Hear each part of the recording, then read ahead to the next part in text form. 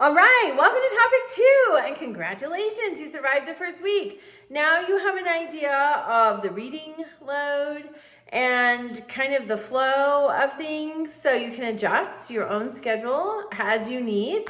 So this week we're looking at the American Revolution and the founding era. So your first discussion, you're finding an American Enlightenment thinker and their contributions. So Thomas Jefferson is credited with writing most of the Declaration of Independence. He relied heavily on the English Enlightenment thinker John Locke and his theory of natural rights. We see those evidenced in the Declaration of Independence, and we see those evidenced also in some of the Bill of Rights, some of those first 10 amendments to the Constitution, those protections of personal liberties. Then Montesquieu was a French philosopher, and he really is where the constitutional framers came up with the separation of powers, the 3 branches of government. So look around a little bit. Everybody in that constitutional convention, even if they are not still remembered by history, is an Enlightenment thinker who contributed significantly to our system of government. There were compromises that were made, such as originally it was an idea that we just have one legislature, not a bicameral legislature.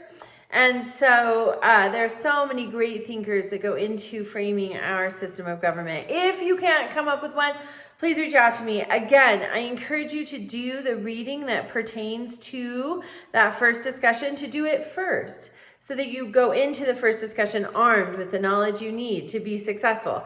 Okay, the second discussion question that you're responding to is about Great Britain in the Revolutionary War.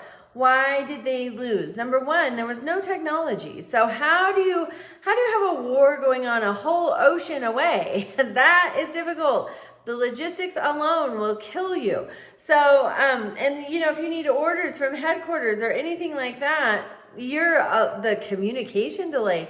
We are so used to everything being instant. If I send a text to one of my children and they don't respond immediately, I'm just furious because I know they got it and I know they could respond immediately.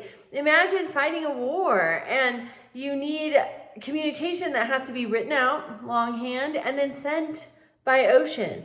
And a million things can happen. What if the ship those orders are on sinks? What if it becomes imprisoned by pirates? What if it's burned, looted? So many things can happen. So I think logistics alone did not put Britain in a great position. Also, George Washington had been a land surveyor, so he knew the topography, he knew the terrain, the environment, the climate. That was huge because he knew where to go. These English soldiers and some of the mercenaries they hired, they were not familiar. That's a disadvantage. And there wasn't all this satellite imaging to get a feel for what things are like. So really, I think Britain was behind. They had a superior military force, but they had many factors against them that I think ultimately led to their demise. But again, do the reading, respond to the discussion. Then your assignment this week is a little different. It's a timeline. You're picking 12 events and just pick. So you have to have 3 that are political, 3 that are cultural, 3 that are economic, and then 3 that are entirely up to you. Bearing in mind though, one event can meet more than one criteria. So if you use the Stamp Act as an economic event, then you're going to want to use something else. You can't use the Stamp Act again as a political event. So you need 12 events, and they can fit in multiple categories, which just recognize that, but understand you've got to have 12 different events. All right, and then remember participation. Also, your timeline for the assignment is from the American Revolution through the ratification of the Constitution. The ratification of the Constitution is very interesting because some states ratified it only with the promise that the Bill of Rights would be added. Imagine that. We don't do anything on just a promise anymore. Think even of marriage. There's a prenuptial agreement. Sometimes there's an antenuptial agreement. I think it's called after you get married.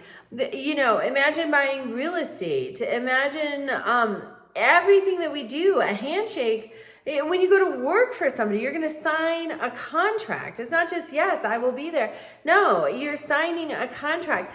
Everything that we do is written out, gone over, reviewed, and some of these states just said, we will ratify it on your word that you will give us a Bill of Rights. That's phenomenal because that was huge. They were embarking on a system of government that had never been seen before, and we're going to agree to support it based on this promise. That says a lot about the integrity of the times to me, the culture of integrity that would provide that environment where you would even believe somebody's promise. So it's an interesting time. It's a great study in government, but also integrity. So I'm excited to see the events you choose for your timeline. Please reach out with any questions and have a great week.